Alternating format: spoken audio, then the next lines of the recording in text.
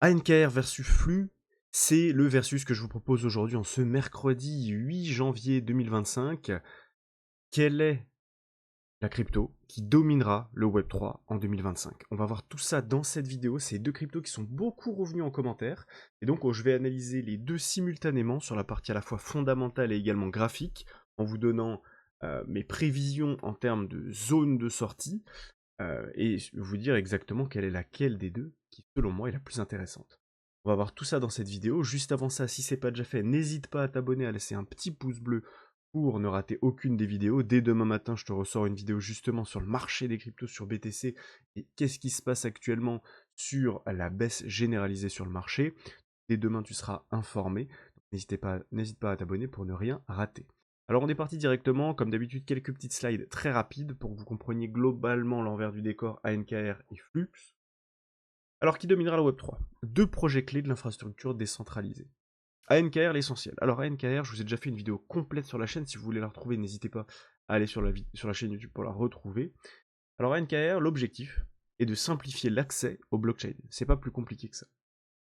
Ces services, fournir des nodes blockchain pour les développeurs. Alors des nodes blockchain, je vais vous expliquer juste après ce que c'est, pour que vous ne soyez pas perdus. Mais globalement, il faut comprendre que ANKR, il veut fournir des nodes blockchain, permettre le stacking liquide, stacker tout en gardant de la liquidité, et qu'il a pour objectif de faciliter l'interaction blockchain via ce qui s'appelle des RPC décentralisés.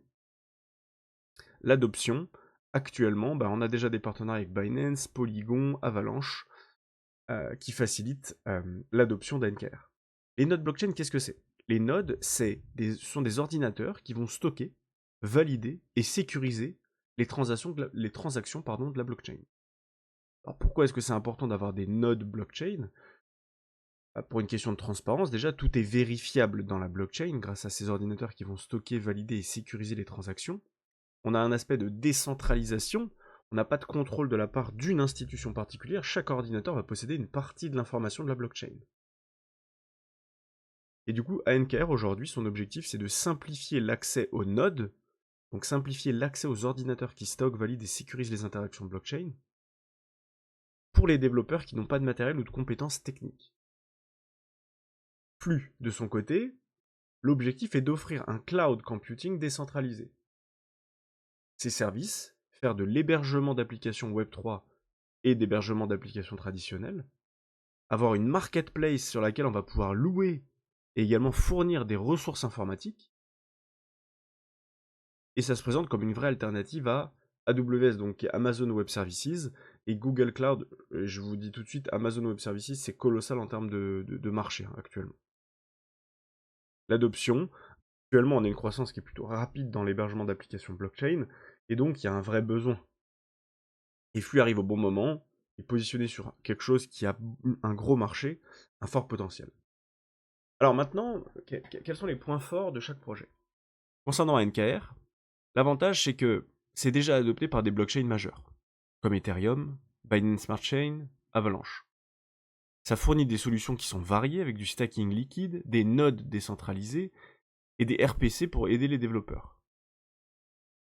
Très attractif pour les investisseurs qui du coup sont individuels avec l'offre de stacking. Flux quant à lui, le gros avantage qu'il a, c'est qu'il a un positionnement qui est unique. Une alternative décentralisée aux géants comme Amazon Web Services et Google Cloud. Alors c'est un gros avantage, j'aimerais quand même y mettre un gros bémol, c'est que pour gagner face à Amazon et Google, il faut se lever tôt. Et donc, de manière générale, il faut comprendre que des solutions comme Flux et des solutions très très décentralisées aujourd'hui, ça fait rêver, mais je ne suis pas sûr que demain c'est ce qui prenne le plus de parts de marché dans le monde dans lequel on est. Car le monde dans lequel on est un monde extrêmement capitaliste, où des très très gros doivent contrôler la plupart d'entre nous.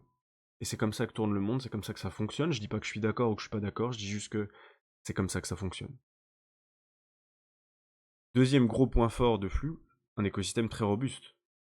Il est capable aujourd'hui de faire de l'hébergement d'applications Web3 et Web2, et aujourd'hui c'est le number one. Il est vraiment très solide pour ça. Il a un marché en pleine expansion, avec une adoption qui est croissante des services cloud et du Web3. Alors du coup, comment savoir lequel des deux explosera réellement? Alors on a plusieurs solutions de le faire, l'aspect fondamental et également l'aspect graphique. L'aspect graphique, on va le voir juste après. Je dirais que sur la partie plus fondamentale, pour moi, ce qui peut être intéressant, c'est d'observer les tendances du marché et les concurrents dans leur domaine respectif. C'est-à-dire, concernant ANKR, de regarder les concurrents directs d'ANKR bossent dans le Web3 sur les nodes, et de voir de manière générale sur les différents projets comment ça performe graphiquement. Et pareil pour flux. Le flux ou le flux, regarder ses concurrents directs et voir si l'argent arrive dans ce marché. Si les capitaux et l'intérêt se concentrent davantage sur le Web3 avec les nodes, c'est ANKR qui sera un meilleur investissement. A l'inverse, si c'est le cloud décentralisé qui capte plus d'attention, du coup ce sera plutôt Flux qui aura plus de potentiel. Un conseil que je donne souvent et une phrase que j'aime bien répéter, et que j'aime même répéter à moi, c'est: vous voulez pas faire de conneries, suivez l'argent. Si vous suivez l'argent, vous ferez forcément le bon choix. Si vous êtes capable d'identifier qu'il y a beaucoup d'argent qui rentre sur ANKR, allez sur ANKR. Si vous êtes capable d'identifier qu'aujourd'hui maintenant, il y a certaines cryptos sur lesquelles il y a plus d'argent qui rentre de la part des institutionnels, allez sur ces cryptos-là, vous ferez le bon choix. Maintenant, on va passer à la plus grosse partie, l'analyse graphique. Juste avant ça, bien évidemment, on va faire un point sur CoinMarketCap. ANKR aujourd'hui, c'est 10 milliards de jetons au total.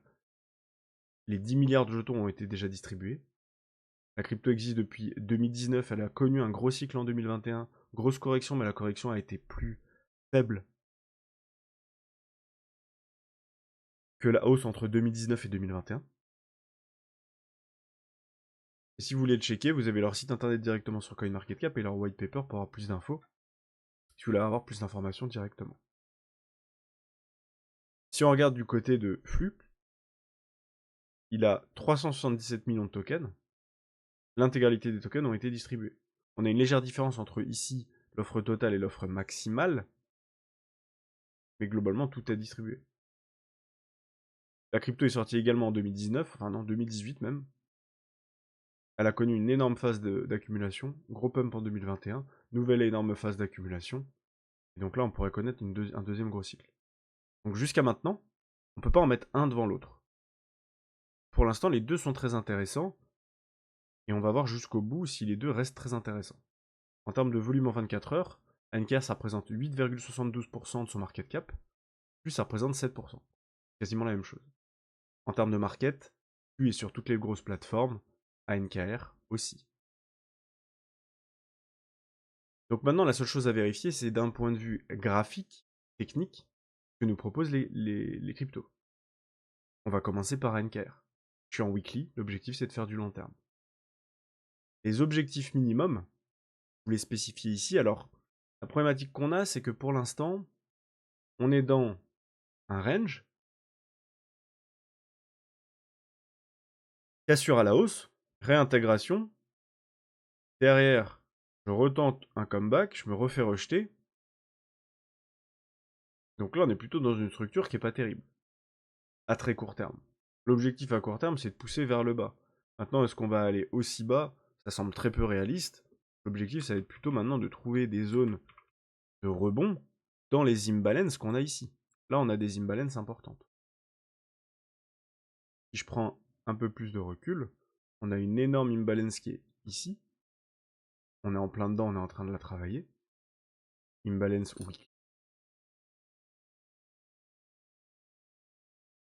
Et si je prends encore plus de recul, on a l'imbalance d'ici à là, de là à là, et de là à là. Donc en fait, on a de l'imbalance tout là. Ça, c'est notre grosse zone d'imbalance. Là, c'est notre imbalance. Je vais marquer imbalance weekly x3.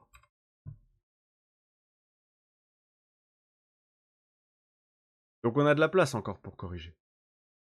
Maintenant, nous, ce qui nous intéresse, c'est en termes de revente. Pourquoi en termes de revente? Parce que, de toute manière, on est en train d'accumuler sur ANKR. C'est-à-dire que qu'on aille plus bas, pas plus bas, vous êtes dans une bonne zone d'achat. Tous ceux qui ont acheté là-dedans, c'est très bien. Vous auriez pu faire mieux si vous avez acheté sur les points hauts du range, mais c'est pas grave, parce que vous allez pouvoir revendre beaucoup plus haut. Les objectifs de revente. Objectif numéro 1, les 0,38,2. C'est plutôt un objectif où il faut faire attention. C'est plutôt un objectif d'alerte, pas vraiment un objectif de prise de profit. La deuxième zone, les 0,618. Là, pour le coup, c'est une zone de profit. Et 14 centimes. 14 centimes, pourquoi? Parce que si on revient sur NKR ici, on va checker à quoi ça correspond. Actuellement, on est à 350 millions de market cap. On est monté à 1 milliard 2, 1 milliard 3, c'est-à-dire 4 fois plus. Actuellement, en termes de prix, on est à 3,5 centimes. Si on fait 3,5 centimes x 4, ça nous fait monter à moins de 19 centimes. C'est-à-dire qu'il y a eu un peu d'inflation du nombre de tokens. Et donc, si jamais la performance d'ANKR est quasiment semblable à celle d'avant, et vu qu'on a eu un peu d'inflation, c'est un peu compliqué, et on devrait s'arrêter dans la zone des 0,61,8. Donc aux alentours des 14 centimes. Ça, c'est la première grosse zone pour ANKR. Maintenant, si ce n'est pas le cas, il y a énormément de chances qu'on vienne récupérer les deux sommets de mars 2021 et novembre 2021 aux alentours des 21-22 centimes. Si c'est le cas, il y a effectivement une possibilité que le marché vienne faire juste une prise de stop ici. Si on réintègre, attention. Mais le réel objectif à ce moment-là, ça va être de faire un nouveau cycle haussier pour ANKR et de faire un nouvel ATH. L'objectif principal, ce sera les 1,61,8 juste ici, au niveau des 36 centimes. Si on vient faire de la convergence de niveau, on va faire ça juste ici, avec notre grosse phase qui est là. On voit qu'on a une zone entre 23 et 28 centimes qui représente le double top. Et on a également une zone ici, entre le sommet qui est juste là, et le nouveau point bas qu'on a posé juste ici, nous ramène également entre 26 et 33 centimes. Donc ça veut dire quoi? Ça veut dire qu'actuellement sur ANKR, bah, on a beaucoup de profits à prendre entre ATH et la zone des 161,8. Avec une grosse préférence sur les 161,8 parce que c'est le chiffre qui nous intéresse le plus. Mais on peut, si on veut échelonner, on peut très bien prendre petit à petit. Voilà globalement pour ANKR. Maintenant, si on passe sur flux, on a regardé déjà tout ça, on va aller directement sur la partie graphique. Un peu comme ANKR, on a créé notre range. Pour le coup, on a chassé en bas, on a rechassé en haut, on s'est fait rejeter. Et comme à ANKR, on a deux objectifs. Un objectif très très pessimiste, ce serait de revenir en bas de range. Et là, pour le coup, ça nous ferait une chute quand même très importante, à peu près 50%. Et le deuxième objectif, c'est de... On a posé déjà le bottom, on accumule, on réintègre pour retester le niveau, et après on part. Et du coup, quand on voit ça sur Flux, on n'a pas grand chose de plus à dire que sur ANKR. En termes d'objectifs, par contre, ça va être un petit peu différent, puisqu'on n'a pas autant de passé sur flux là, sur cette charte que que sur, que sur ANKR. Que j'ai d'autres charts, est-ce que j'ai autre chose? J'ai pas l'impression d'avoir autre chose. On va checker sur BitGet si j'ai plus d'infos. Là, j'ai pas plus d'infos. Est-ce que j'ai plus d'infos ici? Non. Est-ce que j'ai plus d'infos sur Getio? Ok, on a un petit peu plus d'infos sur Getio. Donc là, on va pouvoir se positionner en espérant que ce soit le point bas avant la grosse hausse, mais ça a l'air d'être le cas. Sur flux, l'objectif maximal, ce sera 5,66. Et juste ici, qui est un objectif rouge important. Et ensuite, les objectifs intermédiaires, on va avoir les objectifs qui sont ici. 0,382 c'est déjà atteint, donc pas de TP du tout à prendre ici. Prochain objectif, 0,618. Et on voit qu'on a 1, 2, 3 sommets ici qui sont au même endroit, correspondent à notre zone de rechargement, au niveau des 2,20$. En termes de performance, ça nous représente par rapport à maintenant tout de suite, entre 300%, donc x4, et x10, 900%. x4, x10, on prend par palier. Si on revient sur ANKR, en termes de performance, je me remets au même endroit qu'aujourd'hui. on est à peu près entre 1 fois 4, pareil, et ici 1 fois 10 fois 11. On a un petit peu plus de potentiel sur ANKR. Maintenant, c'est très léger. Autre chose à prendre en compte, ANKR 196e, 340 millions de market cap. Flux 285, 216 millions de market cap. C'est encore plus petit. C'est encore plus petit. Donc maintenant, pour moi, pour prendre la décision, quand on trouve des pépites comme ça, qui ont des accumulations magnifiques, Flux c'est magnifique, grosse accumulation, on vient retester le haut, on se fait rejeter, grosse réaccumulation et on repart. Voilà ce qui va se passer. Et sur ANKR, c'est pareil. Sur ANKR, on a une belle accumulation, on s'extrait, on revient, on réaccumule, et là, on est prêt à partir pareil. Donc dans ce cas-là, le meilleur des choix que vous puissiez faire,